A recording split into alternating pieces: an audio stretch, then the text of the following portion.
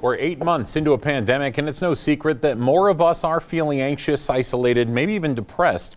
Now, St. Luke's is studying how COVID affects Idahoans' mental health through a new research study.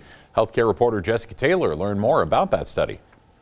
CDC research has shown that about 40% of Americans are struggling with some form of mental distress during the COVID-19 era. But what we don't know is how people in Idaho specifically are doing. Soon we'll have those answers thanks to a new study through St. Luke's on the effects COVID has on mental health. What we're seeing across our country is increased rates of anywhere from 20 to 30%, increased rates of symptoms of depression and anxiety.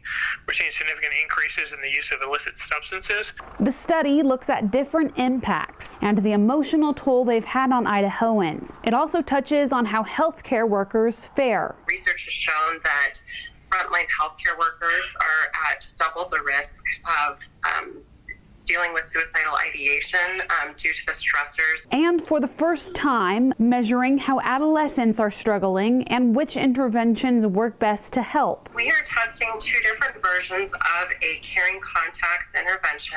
What that involves is sending a series of text messages to someone to let them know that they're thought about and cared for. Doctors are currently studying the long-term effects of COVID on the body, and mental health is another facet in the mix. I think the impact is probably going to be fairly significant. Certainly for the time that this pandemic continues, I think we're going to continue to have the same at least baseline issues that we're having now. But for people who are struggling, it's only going to get worse before it gets better. Edwards says currently there's minimal research on this, and none focuses on rural areas like Idaho until now. Jessica Taylor, Idaho News 6.